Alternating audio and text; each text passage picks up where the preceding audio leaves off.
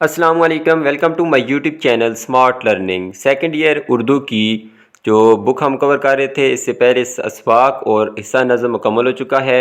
हिस्सा गज़ल को 2 वीडियोज़ के अंदर हम कवर करेंगे।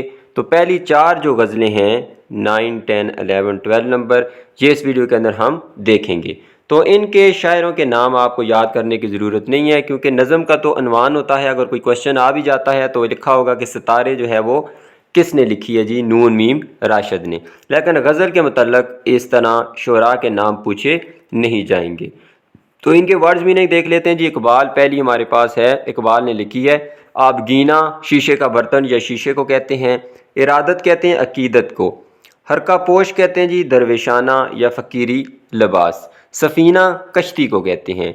शमा कुश्ता बुझी हुई शमा। जुल्मत हाना अंधेरा घर। करीना कहते हैं जी तरीका को।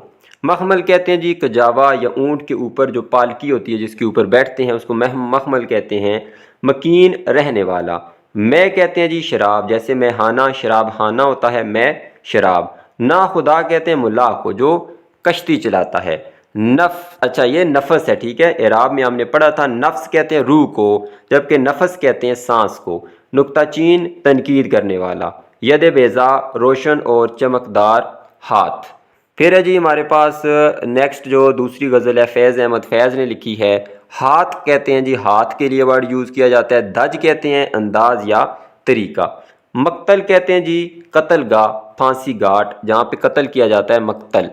अहमद नदीम कासमी की तीसरी गज़ल है दर। दर कहते हैं जी दहलीज या दरवाज़े को। पहलू कहते हैं करीब, कुर्ब या पास।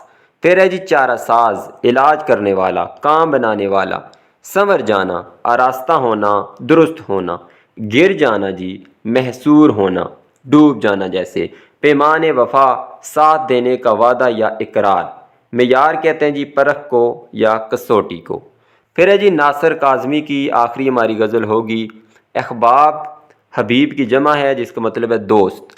अव्वली पहला। सरशारी कहते हैं जी खुशी को या मुसर्रत को। फिर आरिज़ कहते हैं जी गाल को। लब कहते हैं होंठ को। तो ये 4 गज़लें थी, इनके वर्ड्स मीनिंग देखे हैं हमने। नेक्स्ट अब इनकी एक्सरसाइजेज़ देख लेते हैं। तो गज़ल की जो पहली गज़ल है इसकी एक्सरसाइज में देखें तो एक हमारे पास सनत आई है, सनत तज़ाद। सनत तज़ाद क्या है, जैसे यहाँ पे शेर लिखा हुआ है। महीने वस्ल की घड़ियों की सूरत उड़ते जाते हैं, मगर घड़ियाँ जुदाई की गुज़रती हैं महीनों में। वसल कहते हैं जी मिलन को, और जुदाई कहते हैं मतलब कि जुदाई जैसे सिंपल इसका मीनिंग है। तो मिलना और जुदाई ठीक दूर होना, तो ये दोनों एक दूसरे के मुतज़ाद हैं, ठीक है। तो इल्म बदी की इस्तिलाह में सनत तज़ाद से मुराद कलाम में 2 ऐसे अल्फाज लाना जो मानी के अतबार से एक दूसरे की ज़िद हों, मतलब एक दूसरे के अपोजिट हों। तो अगर कोई शेर लिखा हुआ है इसको इल्म बदी में, तो हम सनत तज़ाद किसको कहते हैं, 2 ऐसे अल्फाज का इस्तेमाल हो जो एक दूसरे की ज़िद हों, मतलब एक दूसरे के उल्टे हों, अपोजिट हों। तो वसल और जुदाई एक दूसरे के उलट हैं, तो ये सनत तज़ाद है। इसी तरह अगर कोई एक और शेर है, उसका मैंने यहाँ पे मिसरा लिखा है। गुरूब शम्स लाजम था तुलुए चाँद से पहले।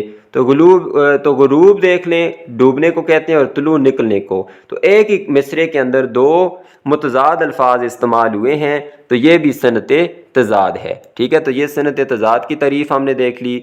उसके बाद अल्फाज के मीनिंग लिखने थे। तो नुक्ता ची ऐब निकालने वाला, तनकीद करने वाला। यद बैज़ा चमकता हुआ हाथ, ठीक है। उसके बाद बारीक बीन, गहरी नज़र रखने वाला। मौजे नफस, सांस की लहर। मखमल नशी, मखमल में बैठने वाला, मतलब इसका क्या है जी नाजो आराम करने वाला। इरादत कहते हैं अकीदत को, चाहत को, लगन को। नेक्स्ट हमारे पास ये बड़ा ही एक इम्पॉर्टेंट पॉइंट है, तजनीस ताम। ये और तजनीस मुहर्रफ आगे हम जाके पढ़ेंगे। तजनीस ताम क्या है जी, कलाम में ऐसे अल्फाज जो इमला के लिहाज से तो एक जैसे हों। इमला के लिहाज से मतलब इनको लिखते हैं हम तो लिखने में एक जैसे हों, मगर दोनों का मतलब जुदा हो। जिस तरह हम कहते हैं ना ज़ो मानी अल्फाज, तो ये भी ज़ो मानी अल्फाज ही है। तो कलाम के अंदर अगर ऐसे अल्फाज आ जाएं जो लिखने में एक जैसे हों लेकिन उनके मीनिंग्स डिफरेंट हों, तो उसको तजनीस ताम कहते हैं, तजनीस ताम। आगे हम जाके पढ़ेंगे तजनीस मुहर्रफ। اس میں اعراب کا فرق ہوگا. لکھنے میں تو ایک جیسے ہوں گے لیکن پڑھنے میں ڈیفرنٹ ہوں گے کیونکہ ان کے اعراب اوپر نیچے ہوں گے. تو یہاں پہ لکھنے میں بھی ایک جیسے, پڑھنے میں بھی ایک جیسے, تو ان کو کہتے ہیں تجنیس تام. اب یہاں پہ ایک ایگزامپل دیا, اس نے شعر دیا تھا, جنہیں میں ڈھونڈتا تھا آسمانوں میں زمینوں میں. اب یہ بھی میں ہے اور یہ بھی میں ہے. اب اس میں کا مطلب ہے میں, فرسٹ پرسن پروناؤن ہے آئی, یہ میں نے یہاں پہ لکھا بھی ہے آئی میں. اور آسمانوں میں, آسمانوں میں کا مطلب ہے آسمان, یہ حروف جار ہے میں, اور یہ جگہ اور مقام کو بتاتا ہے جیسے اندر یا پر, آسمان کے اندر یا آسمان پر.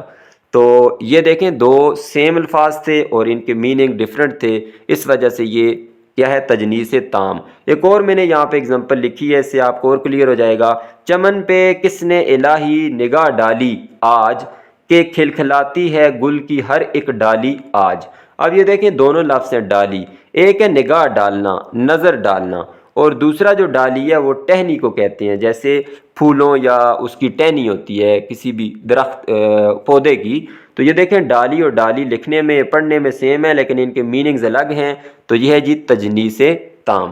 نیکسٹ دیکھ لیتے ہیں جی غزل. جیسے ہم نے نظم کے بارے میں پڑھا تھا اسی طرح غزل کی تعریف دیکھ لیتے ہیں. غزل کا لفظ عربی زبان کے ایک مصدر ہے جس کے معنی ہے کاتنا, چرخے پر روئی سے سوت دھاگا بنانا. تو چرخے پر جب روئی سے سوتی دھاگا بنایا جاتا ہے تو اس کو کہتے ہیں کاتنا.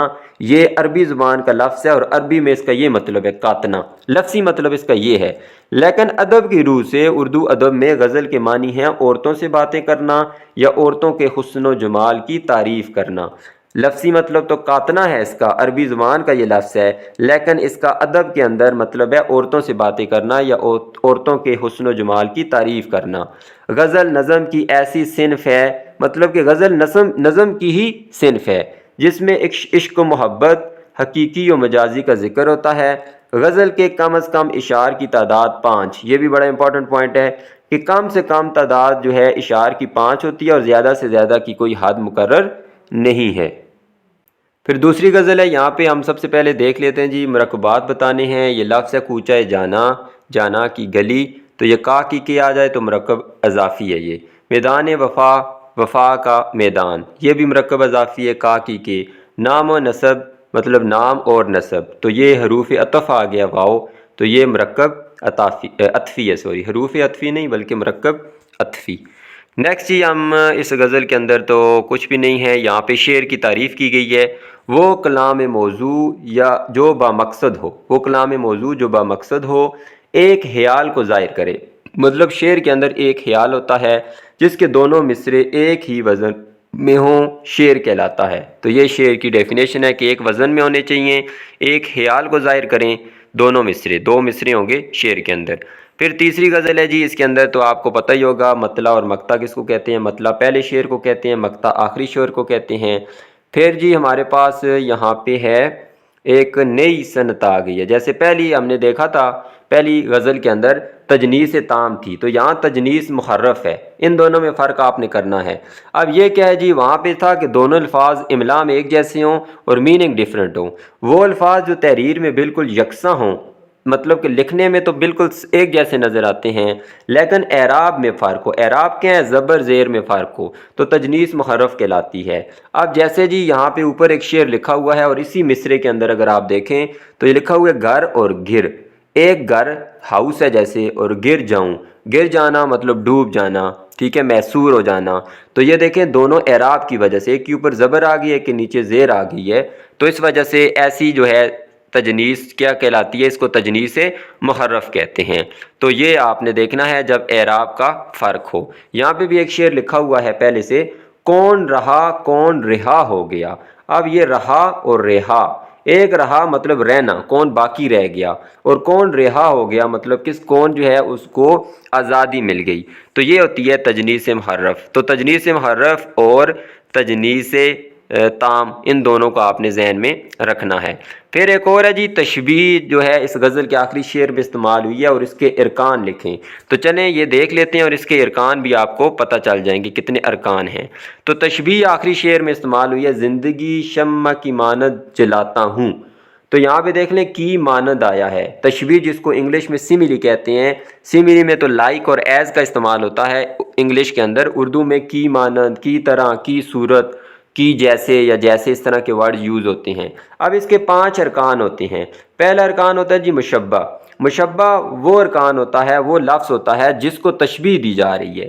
اب ہم زندگی کو تشبیہ دے رہے ہیں شمع کے ساتھ، مطلب زندگی شمع کی مانند، شمع جو کینڈل ہے تو اس کی مانند، تو شمع زندگی جو ہے جس کو ہم تشبیہ دے رہے ہیں وہ مشبہ ہو گیا، جس کے ساتھ تشبیہ دے رہے ہیں وہ دوسرا ارکان ہے، اس کو کہتے ہیں جی مشبہ بے۔ تو ہم زندگی کو تشبیہ دے رہے ہیں شمع کے ساتھ، تو زندگی مشبہ ہو گیا اور شمع ہوگی مشبہ بے ہو گیا۔ تیسرا ہوتا ہے حرف تشبیہ، مطلب کہ کون سا حرف آیا، جیسے انگلش میں لائک اور ایز آتا ہے، اردو میں کی مانند، کی جیسے، کی طرح، اس طرح کے الفاظ لازمی ہوں گے، تو یہ حرف تشبیہ ہے۔ پھر اس کے بعد غرض تشبیہ اور وجہ تشبیہ، یہ 2 ارکان ہیں۔ غرض تشبیہ، تشبیہ دینے کی غرض کیا ہے؟ زندگی کی قربانی اور روشنی دینے والی فطرت کو ظاہر کرنا، یہ ہماری غرض ہے کہ زندگی انسان اپنی جلا دیتا ہے قربانیاں دے دے کے کہ دوسرے لوگوں کی زندگیاں بہتر ہو سکیں، خود جل جائے، جیسے شمع خود جل جاتی ہے اور دوسروں کو روشن کرتی ہے۔ اسی طرح وجہ تشبیہ کیا ہے؟ قربانی دینا، یہ وجہ ہے، خود کو ختم کر کے دوسروں کو روشنی دینا۔ جس طرح شمع جو کینڈل ہوتی ہے خود جلتی رہتی ہے، دوسروں کو روشن کرتی ہے، اسی طرح زندگی کہہ رہا ہے کہ میں شمع کی مانند جلاتا ہوں، کہ اپنی زندگی کو لوگوں کے لیے قربان کرتا ہوں۔ تو یہ 5 ارکان تھے، خاص کر یہ پہلے 3 ارکان یا 2 ارکان بڑے امپورٹنٹ ہیں۔ مشبہ جس کو تشبیہ دی جائے، مشبہ بے جس کے ساتھ تشبیہ دی جائے، اور حرف تشبیہ تو ایزی ہے۔ نیکسٹ جی یہاں پہ اور کچھ نہیں ہے اس کے اندر، لاسٹ ہماری جو آج کی غزل ہوگی اس کو دیکھ لیتے ہیں جی۔ یہاں پہ کیا ہے جی، قواعد کی روح سے درج ذیل مرکبات کے نام لکھیں۔ عارض و لب، تو اس میں بھی واو آ گیا ہے، حروف عطف، یہ بھی مرکب عطفی ہے، ٹھیک ہے۔ عارض و لب، گال اور ہونٹ، عارض کہتے ہیں، سوری عارض نہیں عارض، عارض کہتے ہیں گالوں کو اور لب کہتے ہیں ہونٹوں کو، گال اور ہونٹ۔ گزرگاہ حیال، حیال کی گزرگاہ، تو کا کی کے آ گیا مرکب اضافی ہے۔ رشتہ جان، جان کا رشتہ، یہ بھی مرکب اضافی ہے۔ پھر جی اچھا، یہاں تک ہماری آج کی 4 غزلیں تھیں اور اس ویڈیو کا یہاں پہ اہتمام کریں گے ہم۔ ویڈیو اچھی لگی ہے تو اس کو لائک کر دیں، چینل کو سبسکرائب کر دیں۔ اللہ حافظ۔